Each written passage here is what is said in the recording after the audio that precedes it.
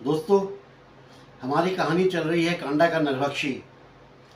पिछले भाग में मैंने आपको बताया था कि जिम कॉर्बेट साहब ने बाघ पर गोली चलाई, जिससे उसकी कोहनी की हड्डी का थोड़ा सा टुकड़ा निकलकर अलग हो गया था और गोली जो है उसके पीछे जो चट्टान थी उससे टकरा के दोबारा बाघ के जबड़े में आके लगी थी। चोट तो बहुत जोरदार लगी होगी, भले ही कितनी जोर की चोट लगी हो, लेकिन ये बात निश्चित थी कि ये चोट जानलेवा नहीं थी।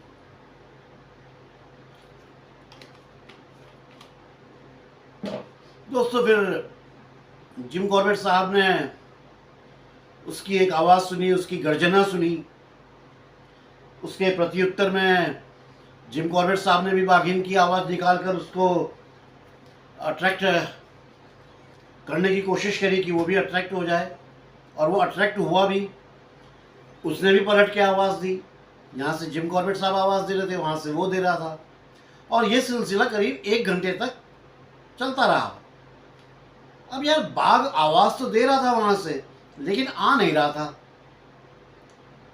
कॉर्बेट साहब ने सोचा क्यों नहीं आ रहा है, और वैसे भी हम भी जानते हैं वो क्यों नहीं आया, क्योंकि कुछ ही देर पहले तो उसके ऊपर इस जगह पर जो है एक इतना भयानक जानलेवा हमला हुआ था। वो कैसे आ जाता। जिम कॉर्बेट साहब ने क्या किया कि अपना इधर उधर नजरें दौड़ाई कि घात लगाने के लिए कोई पेड़ वेड़ मिल जाए। उन्हें एक सही सा पेड़ दिखाई पड़ गया और उन्होंने चुन लिया, और फिर पहाड़ी पर अपने आदमियों के पास मिलने के लिए चले गए। इनके आदमी इनका नाश्ता भोजन वगैरह लेकर के आए थे, क्योंकि ये तो सुबह ही निकल के आ गए थे ना, आपको बताया था ना, सुबह सुबह उठ के आ गए थे। और वो सब खा पी करके दिन भर उनके साथ गपशप करते हुए करीब 3:30-4 बजे जिम कॉर्बेट साहब उस पेड़ पर बैठने के लिए चले गए जो इन्होंने चुना था। साथ ही आपने जो इनके आदमी थे उनको हिदायत दी थी कि वो अगले दिन सुबह सूरज उगते समय इनको देखने के लिए, इनको ढूंढने के लिए आ जाएं, और उसके लिए उन्होंने एक सिग्नल तैयार किया था आवाज़ों का, याद है ना, कू वाला। दोस्तों, कहानी को आगे बढ़ाने से पहले मैं आप सबका स्वागत करता हूँ, इस्तकबाल करता हूँ, आपका अभिनंदन करता हूँ, आभार प्रकट करता हूँ कि आप उत्तरांचल डायरी से लगातार जुड़े हुए हैं। अपना प्यार, अपना आशीर्वाद आप मुझे दे रहे हैं। दोस्तों, सच बताऊं, ये मेरे लिए अनमोल है। इस विपदा की घड़ी में आपका प्यार, आपका आशीर्वाद मेरे लिए अतुलनीय है, अनमोल है। इसकी कोई कीमत नहीं लगा सकता है। इस प्यार और इस आशीर्वाद को ऐसे ही बनाए रखिएगा, और दुआ कीजिएगा मैं जल्दी ठीक हो जाऊं। तो चलिए कहानी पर आगे चला जाए, मेरा मतलब घटनाक्रम को आगे बढ़ाया जाए। शाम के करीब 4 बजे होंगे। जिम कॉर्बेट साहब ने पेड़ की शाखा पर आराम से बैठने की तैयारी कर ली, और अपने आदमियों को छोड़ते समय मैंने बताया ना जैसे आपको कि वो अगले दिन जब सूरज निकले तब ये उठ के आए और कू कू की आवाज़ करें, और जिम कॉर्बेट साहब उत्तर में जो है उसके वो लेपर्ड की आवाज़ निकालेंगे, एक तेंदुए की आवाज़ से उसको जवाब देंगे। अब तेंदुए की आवाज़ निकालना तो नहीं आता है मुझे, और अगर इनकी तरफ से कोई तेंदुए की आवाज़ ना जाए तो वो इनके आदमी गांव वालों के साथ मिलके 2 दल बनाएं, 2 टीमें बनाएं, और वैली के दोनों साइड से पत्थर मारते हुए, शोर मचाते हुए इनको ढूंढने के लिए आएँ। ये अपनी सेफ्टी भी है, ताकि इनकी बॉडी वॉडी अगर कुछ हो ना जाए, उनकी बॉडी मिल जाए। जिम कॉर्बेट साहब किसी भी पेड़ पर कैसी जगह बना करके अपना आसानी से सो जाते थे। इस बारे में मैंने आपको पहले कई वीडियो में बताया है, और ये बहुत थके हुए भी थे, इसलिए शाम तक ये आराम से उस पेड़ पर सो गए। शाम तक मतलब 4 बजे के आसपास चढ़े, और उसके बाद ये उस पर जाके सो गए। पहाड़ी का जो टॉप था उसके वहाँ पे सनसेट हो रहा था। जब सनसेट हो रहा था तो उस समय इन्हें एक लंगूर की जो है अलर्ट कॉल सुनाई पड़ी। इस कॉल को सुनकर जिम कॉर्बेट साहब एकदम अलर्ट हो गए, सतर्क हो गए, और अपनी जो उम्मीदी अवस्था थी उससे जो है जागृत अवस्था में आ गए। इन्होंने लंगूर को ढूंढने का प्रयास किया, इधर उधर देखने लगे, कहाँ है भाई लंगूर, कहाँ से ये चिल्ला रहा है, कहाँ से ये अलर्ट कॉल दे रहा है। तो थोड़ा इन्होंने इधर उधर देखा तो वो घाटी के दूसरी ओर एक पेड़ पर आराम से ऊपर बैठा हुआ था और इनको देख रहा था। शायद हो सकता है कि तेंदुए वो लंगूर ने जो है जिम कॉर्बेट साहब को तेंदुआ समझ लिया था, लेपर्ड समझ लिया था, और इन्हें देख करके वो हर थोड़ी थोड़ी देर में अलर्ट कॉल दे रहा था। कुछ देर के बाद में अंधेरा हो गया, लंगूर भी शांत हो गया, मतलब शांत हो गया इन द सेंस कि उसने जो जो आवाज़ दे रहा था, अलर्ट कॉल दे रहा था, वो सब उसने बंद कर दी देनी। अब जिम कॉर्बेट साहब अपनी आंखों और कानों पर जोर लगा के बैठ गए थे, मतलब जोर लगा करके अलर्ट हो गए, मतलब कि अंधेरे में भी मतलब कुछ उनको दिखाई पड़े या कुछ कहीं पे भी हल्की सी कोई हलचल हो तो इनको सुनाई पड़े। अचानक क्या हुआ कि एक पत्थर पहाड़ी से लुढ़कता हुआ आया और इनके पेड़ से आके लगा, यानी कि जिस पेड़ में ये बैठे थे उससे आकर लगा। जिम कॉर्बेट साहब एकदम अलर्ट और एकदम चौंक गए, अलर्ट हो गए। पत्थर गिरने के बाद किसी भारी भरकम लेकिन कोई नर्म पैर वाले पशु के चलने की इन्हें थाप सुनाई दी, जैसे नरम पैर वाला बाघ ही होता है और भारी भरकम। तो इस बात का कोई संदेह नहीं रह गया था कि वो बाघ ही है। और जिम कॉर्बेट साहब ने सोचा कि यार बाघ ऊपर जाने के जो बजाय गलती से इस ओर आ गया है, ऊपर मतलब जिस तरफ उसने भैंसा मार रखा था उस तरफ जाने के बजाय वो गलती से इस ओर आ गया है। लेकिन उनका ये विचार जल्दी ही टूट गया, क्योंकि वो बाघ जो है इनके पीछे आकर के अपनी गंभीर आवाज़ में जो है गुर्राने लगा। सोचो यार क्या हालत हुई होगी यार, ठीक पीछे बाघ गुर्रा रहा है, वो भी मैन ईटर, वो ठीक जिम कॉर्बेट साहब के पीछे था। जिम कॉर्बेट साहब सब कुछ समझ गए थे, मतलब उनके समझ में आ गया था कि जब ये लोग नाश्ता कर रहे थे उस टाइम ये पेड़ में सोने की व्यवस्था कर रहे थे, तब उसी बीच बाघ जो है वादी में आ गया होगा और कहीं अपना छिपके बैठा होगा। लंगूर ने भी इन्हें देख लिया होगा और बाघ ने भी देख लिया होगा, तो इसलिए लंगूर जो है तेंदुआ समझ के अलर्ट कर रहा था और बाघ इन पर नजर रखे हुए था। अब परिस्थितियां जो थी वो एकदम उल्टी हो गई थी, एकदम विपरीत हो गई थी और बड़ी नाजुक थी। अब बाघ से निपटने के लिए बड़ी कुशलता और बड़ी चालाकी की और बड़ी मतलब क्या कहना चाहिए फ्रेश माइंड की ज़रूरत थी। रात के अंधेरे में इन्हें दिन वाली जो वो आरामदायक टहनी थी उस पर कुछ बदलाव करने पड़े थे। हालांकि ये राइफल से फायर करके बाघ को भगाने की कोशिश कर सकते थे, लेकिन ऐसा करने के परिणाम ये पहले के कुछ अपने एक्सपीरियंसों में देख चुके थे जो खतरनाक होते थे। यदि ये अपनी वो 450/400 राइफल्स को डिस्चार्ज भी करें तो चांस है कि बाघ हो सकता है वो स्थान छोड़कर चला जाए, और यदि ऐसा हो गया तो इनके सारे प्रयास जो इन्होंने इतनी मेहनत करी थी सब सफल हो जाएंगे। इतना परिश्रम, इतनी मेहनत जो सब करी थी वो सब व्यर्थ हो जाएगी। और चांस तो इस बात के थे कि अगर फायर की आवाज़ होगी तो बाघ ने यहाँ से भाग जाना है, और इनको इस बात का भी आइडिया था कि ये बाघ जो है इनके ऊपर छलांग नहीं लगाएगा, क्योंकि बाघ भी जानता है कि ऐसा करने पर वो सीधा 30 फुट नीचे चट्टानों पे गिरेगा, क्योंकि जहाँ पे बैठे थे मैंने बताया था उसके 30 फुट की दूरी पर चट्टानें थी नीचे, तो वो गिरेगा। लेकिन बाघ को छलांग लगाने की आवश्यकता ही नहीं थी। अगर बाघ चाहता तो वो अपनी पीछे की टांगों में ऐसे खड़ा होता और इन तक आसानी से पहुंच सकता था। 7-8 फीट क्या होता है, कुछ भी नहीं यार, जिस साइड पे ये बैठे थे। इन्होंने राइफल को सीधा किया और दो नाली को जो है ना अपने ये बाजू और छाती के बीच रख दिया ऐसे करके। आप समझ रहे हैं ना, मतलब यहाँ से राइफल को ऐसे निकाल लिया, अपनी छाती और बाजू के दोनों के बीच से राइफल का जो नाल का जो मुंह था उसको ऐसे करके वहाँ से नीचे की तरफ कर दिया और जो सेफ्टी लैच होता है उसको ऊपर कर लिया। अब राइफल ऐसे इन्होंने पकड़ ली। अब समझ ही रहे होंगे आप कैसे किया इन्होंने, नाल उधर है पीछे और ये ऐसे हैं। इनकी इस हरकत में बाघ को और गुस्सा आया और बड़ी गहरी आवाज़ में गुर्राया हो। जिम कॉर्बेट साहब भी अब तक अपने आप को काफ़ी संभाल चुके थे और तैयार हो गए थे कि अगर बाघ इनकी तरफ आता है तो उससे पहले इनकी राइफ़ल का जो है उसके संपर्क में आना पड़ेगा, क्योंकि ये अपनी ऐसी जगह पर राइफ़ल करके बैठ गए थे कि अगर बाघ आता है इनकी तरफ तो ये आराम से उसे मार सकते हैं। घोड़े पे इनकी उंगलियां मतलब फंसी हुई थी, मतलब कि ट्रैगर में उंगलियां थी, ये आसानी से फायर कर सकने की पोजीशन में थे। और फायर करने के बाद इन्हें इतना टाइम भी मिल जाता है कि ये पेड़ पे थोड़ा और ऊपर चढ़ जाते हैं, क्योंकि 7-8 फीट तो कुछ भी हाइट नहीं है बाघ के लिए, ऐसे ही खड़ोगे ऐसे ही पहुंच जाता है।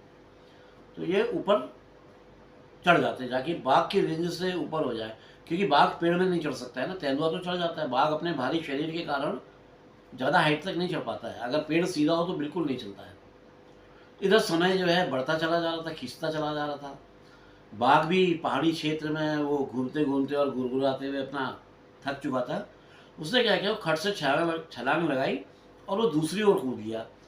और उसके कुछ ही देर के बाद जिम कॉर्बेट साहब को भैंसे की हड्डियों के टूटने की आवाज़ें सुनाई पड़ने लगी।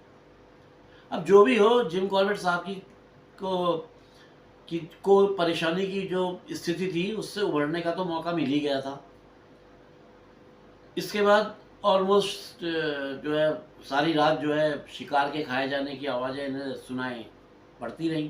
तो हड्डियाँ तोड़ रहा था, खा रहा था, सब सुन रहे थे। रात लगभग अब बीत चुकी थी और सूर्योदय का समय हो गया था। सूर्योदय से पहले का जो उजाला होता है हल्का सा, वो होने लगा था। हालांकि इस घाटी में अभी भी अंधेरा ही था। कुछ मिनट बीते थे कि पहाड़ी के ऊपर इन्हें अपने आदमियों की आवाज़ सुनाई पड़ी। वो जो करके जो आवाज़ देनी थी वो सुनाई पड़ी। और उसी समय इन्होंने देखा कि बाघ बड़ी तेज गति से इनके बाईं ओर की पहाड़ी पर आ रहा है, जहाँ पे ये थे उसकी तरफ को, जो पहाड़ी उस पर आ रहा है। उस धुंधले से वातावरण में जब सारी रात जाग कर बिताई हो, आंखें कैसी उम्मीदी रहती है। निशाना साधना आसान काम नहीं होता है, लेकिन फिर भी जिम कॉर्बेट साहब ने लिया और फायर कर दिया। गोली सीधा बाघ के लगी और वो गोली लगते ही एक भयानक गर्जना करता हुआ और बहुत तेजी से इनकी पेड़ की तरफ वो झपटा, उसने छलांग लगाई इनकी पेड़ की तरफ। और जैसे ही उसने छलांग, मतलब उसने जरा सा वो उठाई था, इन्होंने दूसरी गोली दाग दी। और वो जो है किस्मत से उसकी जो चेस्ट थी उस पर जाके लगी वो गोली। और जिस समय गोली लगी उस टाइम वो बाघ जो है हवा में था, मतलब वो छलांग लगा चुका था। और जिम कॉर्बेट साहब से 2 फीट ऊपर, ये 2 फीट के ऊपर की जो है पेड़ से जाके टकराया। और पेड़ से टकरा के बहुत जोर से पेड़ से टकराया और घूमकर घाटी में नीचे जो ताल सा बना हुआ था उठा और ताल के पानी को लाल करता हुआ नीचे वादी की तरफ चला गया। और फिर नज़रों से ओझल हो गया, फिर मतलब नज़रों में नहीं आया। जिम कॉर्बेट साहब का सारा शरीर बाघ के खून से लथपथ हो गया था कि सर की टोपी से लेकर के उनके जूते तक जो है पूरे खून से सन गए थे। बाघ का खून पूरी तरह से बिखर गया था, क्योंकि 2-2 गोलियां लगी हुई थी और उसका जो पेड़ से टकराया तो जो फवारा खून का निकला उसका, वो सब जिम कॉर्बेट साहब को भिगोते चला गया। और रात भर पेड़ में बैठे रहने की वजह से इनके शरीर में ऐंठन भी आ गई थी। अब ना ये पेड़ से नीचे उतरे, अपने शरीर को मतलब अपने अंगों की इन्होंने कुछ जैसे करते ना ऐसे ऐसे ऐसे अंगड़ाई ली, मालिश वालिश करी। उसके बाद ये बाघ का पीछा करने के लिए आगे बढ़े। थोड़े से आगे चल के एक पानी का दूसरा ताल था जिसके बीचों बीच वो बाघ पड़ा हुआ था, मरा पड़ा हुआ था, मतलब शिकार हो गया था बाघ का। बाघ मारा जा चुका था, लेकिन जिम कॉर्बेट साहब के आदमियों को तो नहीं पता था ना कि मारा जा चुका है। तो उन्होंने जिम कॉर्बेट साहब के निर्देश इन्होंने दिए थे उनका पालन करते हुए गांव वालों को इकट्ठा किया और घाटी के दोनों तरफ से शोर करते हुए, पत्थरों को बरसाते हुए, पत्थर मारते हुए नीचे की तरफ आने लगे, उस पेड़ की तरफ जहाँ पे जिम कॉर्बेट साहब बैठे थे। उन्होंने इनकी पहली गोली और उसके साथ ही जो है बाघ की धाड़ सुनी, फिर दूसरी गोली की आवाज़ सुनी। 2 गोली चली थी। वो लोग अपनी पूरी भीड़ लेकर के पहाड़ से नीचे आ गए और उस पेड़ के पास पहुंचे जिस पेड़ पे जिम कॉर्बेट साहब बैठे हुए थे। अब देखिए क्या विडंबना, पेड़ जो है पूरा खून से सना पड़ा हुआ था, नीचे भी खून गिरा हुआ था और उसके जो तना होता है उसमें भी खून लगा हुआ था, जगह जगह पे आसपास खून के छींटे पड़े हुए थे। और जिम कॉर्बेट साहब का खून से सना हुआ हैट वो भी वहीं पर पड़ा हुआ था। ऐसा माहौल देखकर एक स्वाभाविक सी बात है, हर कोई यही समझेगा कि जो उस समय जिम कॉर्बेट साहब के आदमियों ने समझ लिया था कि बाघ जो है जिम कॉर्बेट साहब को ले गया। भाई इतना खून और इतना ये सब और हैट ऐसे पड़ा देख करके, और उनकी कोई आवाज़ नहीं, कोई सिग्नल उनकी तरफ से नहीं, तो स्वाभाविक सी बात है वो उनकी डर से भरी हुई आवाज़ जो साहब साहब कर पुकार रहे थे वो जिम कॉर्बेट साहब के कानों पे पड़ी। तो इन्होंने बड़ी जोर से आवाज़ दे करके अपने आदमियों को आवाज़ दी। आवाज़ सुन करके वो सब एकदम अलर्ट हुए और भागते हुए घाटी में नीचे उतरे। और जिम कॉर्बेट साहब को खून से सना देखकर बहुत घबरा गए। उन्होंने कहा अरे बाप रे यार, ये तो गए। अब बड़ी निराशा उनके अंदर वो आ गई, उनके चेहरे के हाव भाव बदल गए, बड़ी चिंता और बड़ा उस टाइप का माहौल हो गया। फिर जिम कॉर्बेट साहब ने उन सबको समझाया, अरे भाइयों घबराओ नहीं, ये खून मेरा नहीं है, ये बाघ का है। फिर उसके बाद इन्होंने इशारा किया, ये देखो ये मरा पड़ा हुआ है बाघ। फिर उन लोगों की नज़र जो है बाघ पे पड़ी जो तालाब में पड़ा हुआ था। वो सब उसको घेर कर खड़े हो गए। कुछ ही देर में एक बड़ी मजबूत सी टहनी और बेल जो होती है उनकी सहायता से बाघ को बांधे जाने का जो है कार्यक्रम चलने लगा।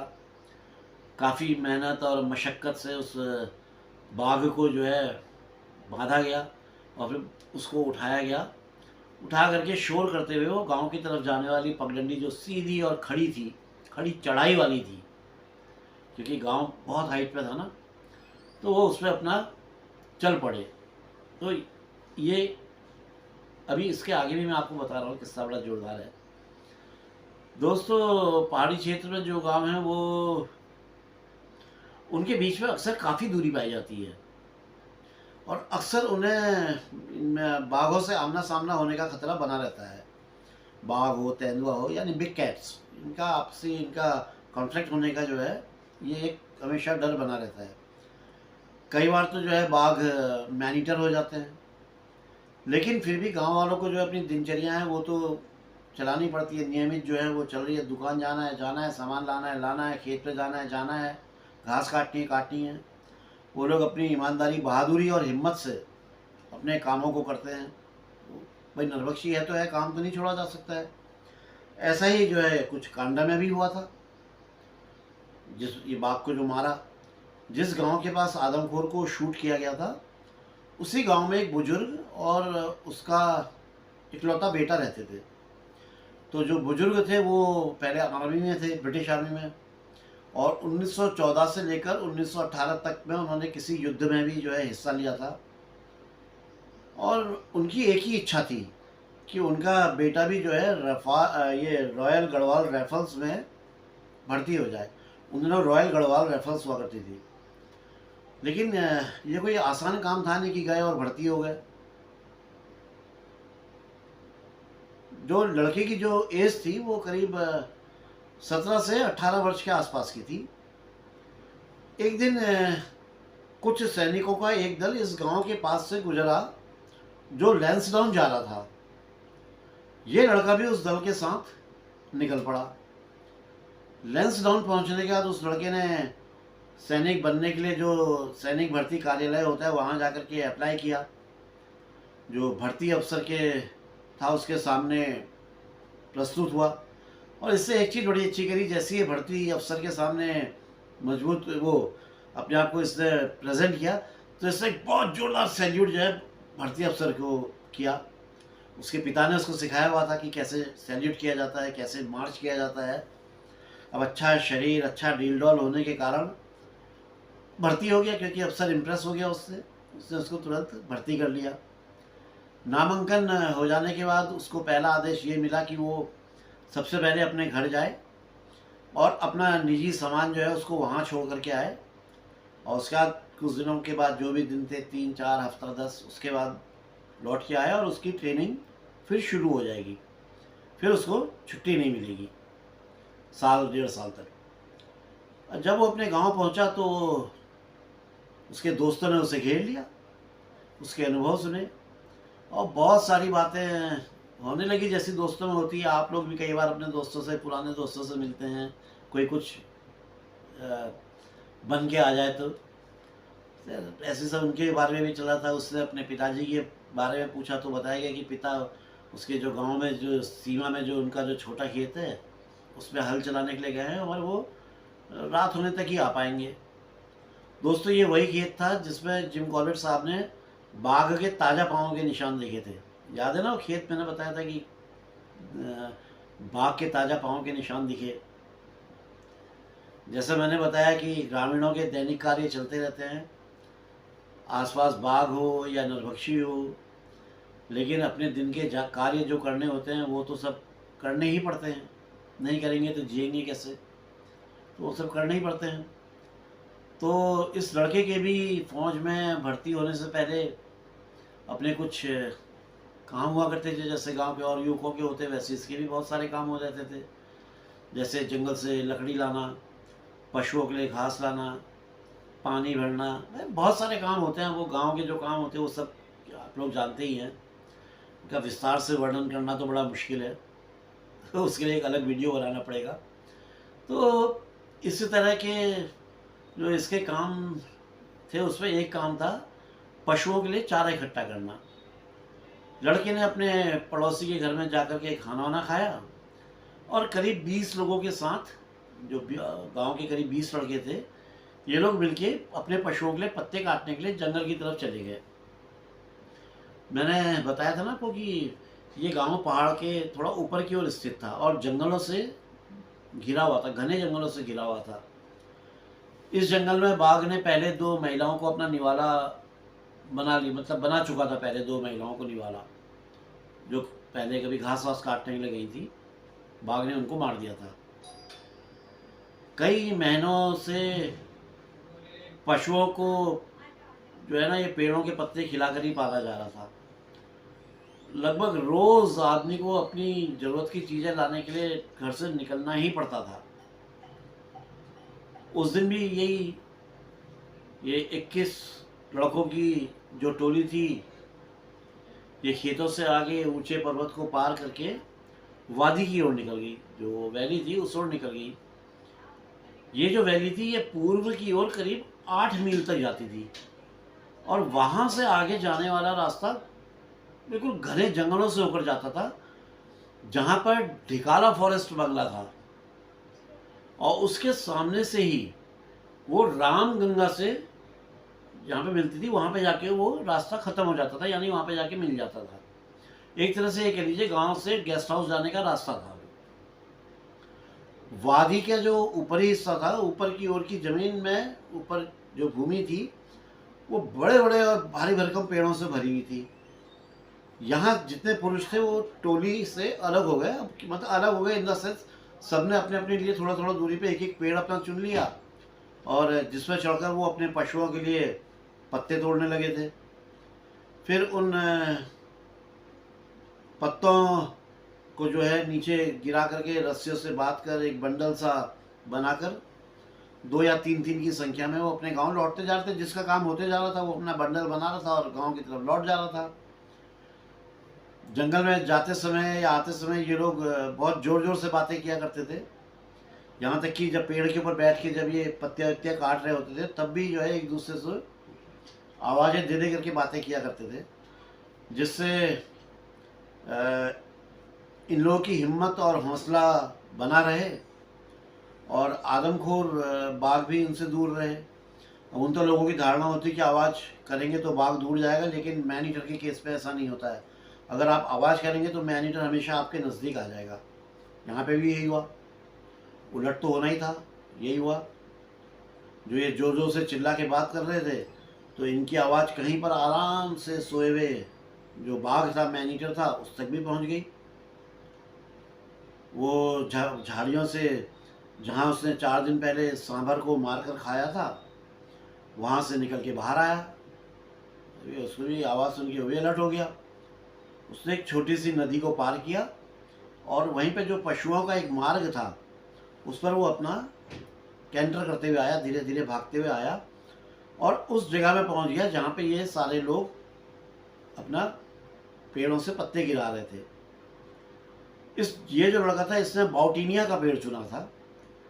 ये जो पेड़ था ये उस पशु मार्ग से करीब 20 गज ऊपर था। पेड़ के ऊपर की शाखाएं जो हैं वो एक छोटे से गड्ढे की ओर झुकी हुई थी और उस गड्ढे में क्या 2 चट्टानें थी, 2 बड़ी बड़ी पत्थरें थी, चट्टानें थी। तो एक बीच में एक गैप जैसा बना हुआ था उस गड्ढे में। इस पशु मार्ग में जब वो बाघ आ रहा था तो एक मोड़ से अचानक उसने लड़के को देख लिया और वो वहीं पे लेट गया, वहीं पे छिप गया और वहीं से लड़के की गतिविधियों पर नज़र रखने लगा। फिर वो पशु मार्ग को छोड़ करके धीरे धीरे चलता हुआ, बिल्कुल बारीकी से कि आवाज़ ना हो, एक सेमल के पेड़ के पीछे चला गया और वहाँ पे उस घात लगा के एकदम छुप गया। और सेमल का ये जो पेड़ था ये गड्ढे से लगभग 30 गज की दूरी पे था। मतलब ये लड़का बैठा हुआ है, इधर बाघ है और बीच में गड्ढा है, उससे 30 गज नीचे गड्ढा है, इससे भी 30 गज नीचे गड्ढा है। लड़के को जितने पत्ते चाहिए थे वो उससे काट के पेड़, वो अपना पेड़ से नीचे उतर आया और पत्तों का ढेर बनाने लगा। जब वो ये सब कर रहा था तो उस टाइम वो बड़ी खुली हुई सी और काफ़ी सपाट सी ज़मीन पे था और यहाँ पे वो सेफ था क्योंकि सपाट और खुली जगह में बाघ एकदम से अटैक नहीं करता और ये खड़ा था। तभी उसने ध्यान दिया कि कुछ टहनियाँ जो हैं गड्ढे में उन 2 चट्टानों के बीच में गिर गई हैं, तो वो उनको उठाने के लिए उस गड्ढे में उतर गया।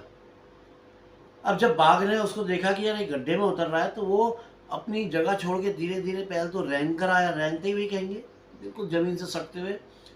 और जैसे ही लड़का टहनियों को उठाने के लिए झुका, बाघ ने बड़ी फुर्ती से उसके ऊपर छलांग लगा दी और 1 मिनट से भी कम समय में उसने लड़के को मार दिया। उसने गर्दन पकड़ी और तोड़ दी और लड़के को 1 मिनट से भी कम समय में मार दिया। उसके लड़के को मतलब ये सब इतना अप्रत्याशित हुआ कि लड़के के मुंह से आवाज़ तक नहीं निकल पाई, जान चली गई। इतनी फुर्ती से उसने अटैक किया। हालांकि जिम कॉर्बेट साहब बोलते हैं कि ये बताना थोड़ा मुश्किल है कि जब बाघ ने इसके ऊपर अटैक किया तो बाकी युवक गांव चले गए थे या अटैक होने के बाद गए, ये बताना मुश्किल है। उधर लड़के का पिता शाम हो गई, अपना वो हल वल चला करके अपना खेतों को जोत करके जब वो अपना शाम अंधेरा होने पे अपने घर पहुंचा तो जो गांव के जो अड़ोस पड़ोस के लोग थे सभी ने उसको बधाइयाँ दी कि भाई बहुत बहुत बधाई हो, आपका बेटा भर्ती हो गया है और आज ही जो है छोटी सी छुट्टी पे घर आया हुआ है और अभी पशुओं का चारा लेने के लिए गया हुआ है। तो गांव के लोग थोड़ा हैरान हो रहे थे कि यार वो घर पर अपने पिता से अभी तक क्यों नहीं मिला होगा। लेकिन बाकी सब लोग तो आ गए थे लड़के, वो क्यों नहीं अभी तक अपने पिता से मिला। जितने लोग युवक जितने सब निकले थे उन सब का एक ही उत्तर था, सब एक ही बात कह रहे थे कि घाटी तक तो सब लोग साथ गए थे लेकिन उसके बाद सब लोग अलग अलग हो गए थे और उसके बाद फिर दोबारा कोई किसी को आपस में मिला नहीं, किसी को एक दूसरे से मिलने का मौका ही नहीं मिला। सबने अपना अपना गट्ठर बनाया और उठा करके अपने घर को आते रहे और किसी ने इस बात पे ध्यान नहीं दिया कि उसका वो जो बुजुर्ग है, वो जो लड़का जो फौज में भर्ती हुआ था वो भी आ गया है कि नहीं। सब इसी अधेड़ बुन में रहे कि वो भी अपना निकल गया होगा। भाई होता ही ऐसा है, हर कोई अपना अपना निकलता रहता है। अब लड़के के पिता को बड़ी चिंता हो गई और वो अपने सीढ़ियों वाले खेतों को पार करके पहाड़ी के किनारे तक गया और यहाँ से बार बार अपने बेटे को आवाज़ें देने लगा, बहुत ज़ोर ज़ोर से आवाज़ें देने लगा। लेकिन जंगल की तरफ से कोई जवाब आ ही नहीं रहा था। तो ये बुजुर्गवार अपने घर आए। अब क्योंकि रात का अंधेरा भी काफ़ी बढ़ने लगा था, बढ़ता जा रहा था। घर आए बुजुर्गवार, घर आकर के इन्होंने एक अपनी लालटेन निकाली और उसको जलाया, जो जिसकी चिमनी हल्की सी काली भी पड़ी हुई थी, बड़ी हल्की सी रोशनी उससे निकल रही थी। उसको लेकर के जो है ये घर से निकले। अब अड़ोस पड़ोस के लोगों ने पूछा कि भाई आप कहाँ ऐसे कहाँ जा रहे हैं लेकर के, तो उसने कहा कि भाई मैं अपने बेटे को ढूंढने जा रहा हूँ। सारे लोग जो है भयभीत और डरे और हैरान। उनका कहना था कि वो क्या आप वो नरभक्षी को भूल गए हैं, ये जंगल में नरभक्षी भाई, आप ऐसे क्यों जा रहे हैं। तो बुजुर्गवार का उत्तर था कि ये उसी के कारण तो जा रहे हैं, उस नरभक्षी बेटे के कारण, नरभक्षी बाघ के कारण ही तो अपने बेटे को ढूंढने के लिए जा रहे हैं। हो सकता है कि उसका बेटा पेड़ से गिर गया हो और बाघ के डर से उत्तर ना दे रहा हो, कहीं पे छिपा बैठा हो, उत्तर ना दे रहा हो, तो मैं जाता हूँ ढूंढने, कहीं मिल जाएगा मैं उसको लेके आऊँगा। उस बुजुर्ग व्यक्ति ने ना तो किसी से अपने साथ चलने के लिए बोला और ना ही किसी व्यक्ति ने ऐसी जहमत उठाई कि वो उसके साथ उसकी मदद करने के लिए आगे आ जाए, क्योंकि गांव वालों के मन में उस आदमखोर बाघ का जो खौफ था, सोचो यार कितनी गहराई तक बैठा होगा। जबकि पहाड़ के गांव वाले एक दूसरे की खूब मदद करते हैं, लेकिन यहाँ पे कोई हिम्मत नहीं कर पा रहा था, तो कितना खौफ होगा उस बाघ का। अब वो बुजुर्ग पिता वो लालटेन लेकर के घर से निकल गया और घाटी पे जो है सारी रात कभी ऊपर कभी नीचे, कभी ऊपर कभी नीचे, फिर कभी दाएं कभी बाएं, मतलब पूरी हर तरफ जो है अपने बेटे को खोजता रहा। ये वो रास्ते थे जिन पे बाघ के आदमखोर होने के बाद गांव के किसी भी व्यक्ति ने पांव तक नहीं रखा था। और ऐसे खतरनाक स्थान पर वो आदमी, वो बुजुर्ग अपने बेटे को खोज रहा था।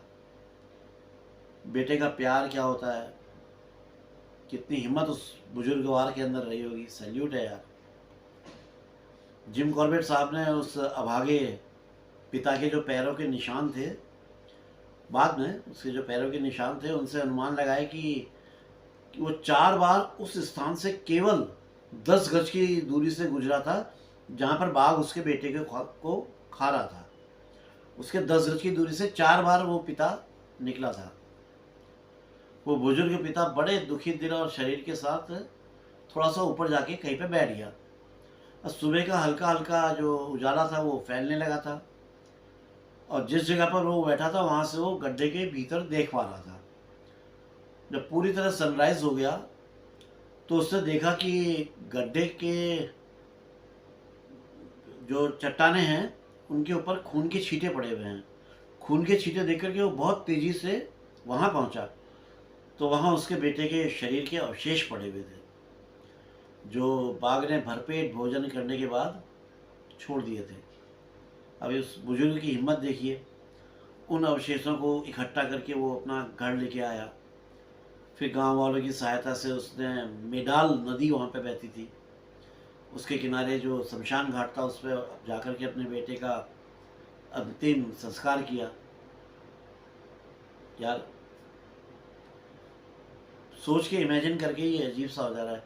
यार हम पहाड़ी लोग अपने परिवेश के प्रति बहुत संवेदनशील होने के साथ साथ बहुत अंधविश्वासी भी होते हैं। कोई पर्वत शिखर हो, कोई पर्टिकुलर पेड़ हो, कोई तंग घाटी हो, या कोई ऐसा एरिया जहाँ पे नदी बहती हो, और भी ऐसे कई सारी जगह हैं। तो इस तरह की सभी जगहों पर हम लोगों का मानना है कि भूत प्रेत किसी ना किसी रूप में बसते हैं, मतलब बुरी आत्माएं, दुष्ट घातक आत्माएं वहाँ पर रहती हैं जो रात के अंधेरे में सक्रिय होती हैं। ऐसे वातावरण में पला बड़ा एक मनुष्य जो बुजुर्ग है, उम्र के इस पड़ाव में है, और साल भर से आदमखोर से सताए हुए गांव में रह रहा है, जिस गांव को आदमखोर का डर है, वो बुजुर्ग निहत्था अकेला सनसेट से लेकर सनराइज तक, सनसेट होने के बाद से लेकर सनराइज होने तक गहरे जंगलों में, जहाँ पर आदमखोर की उपस्थिति का आभास है, पता है कि यहाँ पर आदमखोर है, फिर भी अपने बेटे को ढूंढ रहा है। यार ऐसा आदमी कोई साधारण व्यक्ति तो नहीं हो सकता, ये कोई वाकई में व्यक्ति विशेष ही होगा जिसमें इतने साहस की मात्रा है। ऐसे यार साहसी लोग मैं तो नहीं समझता हूँ कि पाए सड़क चलते ही मिल जाते होंगे यार। इससे साहसी लोग बहुत कम पाए जाते हो यार, बहुत कम, रेयर ही होते हैं। जिम कॉर्बेट साहब बोलते हैं कि मैं उसके शौर्य के लिए, उसका जो शौर्य था उसके लिए उसकी सराहना करता हूँ। और इससे बड़ी बात ये थी कि वो खुद ये नहीं मानता था कि उसने कुछ असाधारण काम किया है या कोई प्रशंसनीय कार्य किया। मतलब उसे खुद बुजुर्गों को ये कोई ऐसी थी नहीं फीलिंग। सैल्यूट तो है ही यार ऐसे आदमी के लिए, हमारे ही पूर्वजों में रहा कोई। जब जिम कॉर्बेट साहब ने उसको बाघ के पास बैठने के लिए कहा कि वो बैठे बाघ के पास, उसकी फ़ोटो लेंगे, तो बाघ के सामने बैठा और मुंह ऐसे ऊपर उठा के जिम कॉर्बेट साहब की ओर देखा और गंभीर आवाज़ में बोला, साहब अब मैं सेटिस्फाइड हूँ, अब मैं संतुष्ट हूँ, क्योंकि आपने मेरे बेटे का बदला ले लिया है। अब मैं मतलब क्या कहते हैं, संतुष्ट हूँ, मैं सब मेरे सब हो गया बस। दोस्तों, जब इस बाघ का आतंक कांडा में फैल रहा था तो वहाँ के लोगों ने जिम कॉर्बेट साहब को एक याचिका भेजी थी। वो याचिका मैं आपको पढ़कर सुना रहा हूँ, ठीक है। प्रेक्षक द पब्लिक पार्टी, ये प्रेक्षक है, पैनान, बुंगी और बिकला, बादलपुर, जिला गढ़वाल, ये गांव के नाम है, बुंगी, बिकला, बादलपुर। सेवा में जे.ई. Corbett, JE. कॉर्बेट, ये जेम्स एडवर्ड कॉर्बेट साहब को जे.ई. कॉर्बेट लिखा है उन्होंने। SQIARO, कालादुंगी, जिला नैनीताल। मान्यवर, ऊपर लिखी गई 3 पट्टियों के निवासी सविनय निवेदन करते हैं कि आप निम्नलिखित पंक्तियों पर विचार करें और अपेक्षित कार्रवाई करें। इस क्षेत्र में पिछले दिसंबर से एक बाघ नरभक्षी बन गया है। आज तक उसने गांव के 5 आदमी मार डाले हैं और 2 को घायल किया है। इसलिए हम निवासी हताश हैं। होना ही था हताश। बाघ के भय से हम रात में अपनी फसलों की निगरानी नहीं कर पाते हैं और हिरण हमारे खेतों को बर्बाद कर देते हैं। हम अपने पशुओं को चराने के लिए भी नहीं ले जा सकते हैं। हमारे पशु भूखे मर रहे हैं। जंगल के अफसर भरकस प्रयास तो कर रहे हैं मगर सफल नहीं हो रहे हैं। हमने सुना है कि आपने बहुत से बाघ और तेंदुए मारे हैं। इस पर आपको कुमाऊं के कर विभाग द्वारा खूब यश और सम्मान मिला है। नागपुर का नरभक्षी तेंदुआ आपके ही द्वारा मारा गया था। यहाँ के निवासी आपसे प्रार्थना करते हैं कि आप यहाँ आकर बाघ को मार दें। हम सब अनुग्रहित होंगे और आपकी दीर्घायु के लिए कामना करेंगे, प्रार्थना करेंगे। आशा है आप हमारे अनुरोध पर विचार करेंगे और यहाँ आकर हमें इस विपत्ति से बचाएंगे। यहाँ आने के लिए मार्ग का पता इस प्रकार है। रामनगर से सुल्तान लाहाछौरी कांडा, रामनगर से सुल्तान लाहाछौरी कांडा। यदि आप अपने आने की तिथि, डेट और टाइम बता दें तो हम अपने आदमियों को ठेले के साथ रामनगर भेज देंगे। वो लोग आपको सादर यहाँ तक लेकर आ जाएंगे। दिनांक 8 फरवरी सन 1933, झरात। भवदीय गोविंद सिंह नेगी, मुखिया, गांव झरात। 5 नाल के 40 निवासियों के हस्ताक्षर और 4 अंगूठों की छाप, मतलब 40 निवासियों ने साइन और 4 अंगूठों की छाप। बुंगी, बिकला, बादलपुर, पाटी। तो दोस्तों, इस याचिका के साथ ही इस घटनाक्रम को, ये घटनाक्रम यहीं पर समाप्त होता है। ये घटना आपको कैसी लगी कमेंट बॉक्स में ज़रूर बताएं। आप सभी मित्र जो पहली बार उत्तरांचल डायरीज में आए हैं, मतलब इसी चैनल में मेरे आमने सामने अभी हैं, आप सभी का बहुत बहुत बहुत धन्यवाद, आभार, अभिनंदन। आपसे निवेदन करता हूँ, यदि कहानी पसंद आई हो तो चैनल को सब्सक्राइब करें, अपने कमेंट्स दें, जो लाइक का बटन होता है ना वो ज़रूर दबाएं। साथ ही दोस्तों रिक्वेस्ट करूँगा कि शेयर भी कर दें। शेयर करने से फ़ायदा ये होगा कि मैक्सिमम लोग जिम कॉर्बेट साहब के बारे में अच्छी तरह से पहचानने लगेंगे। जिम कॉर्बेट नेशनल पार्क नाम तो बहुत सुना है, लेकिन हकीकत और जिम कॉर्बेट साहब के बारे में जानने लगे, उनको पहचानने लगे, उनके हैरत अंगेज शिकार की जानकारियाँ उन्हें मिलें तो अच्छा रहेगा ना उनके लिए भी। मेरे जितने पुराने मित्र हैं और जो इस चैनल से जुड़े हुए हैं, उन सबको भी मेरा अभिनंदन, आभार और हमेशा की तरह शुक्रिया। दोस्तों अब थोड़ा सा स्ट्रेन पड़ने लगा है कमर में, मुझे आज्ञा दीजिए, जल्दी ही मिलता हूँ एक नई और एक सच्ची कहानी के साथ। तब तक का के लिए दोस्तों, हाँ समझ गए ना, बाय बाय। जय बद्री विशाल, जय उत्तराखंड, जय जय जय, जय माँ भारती।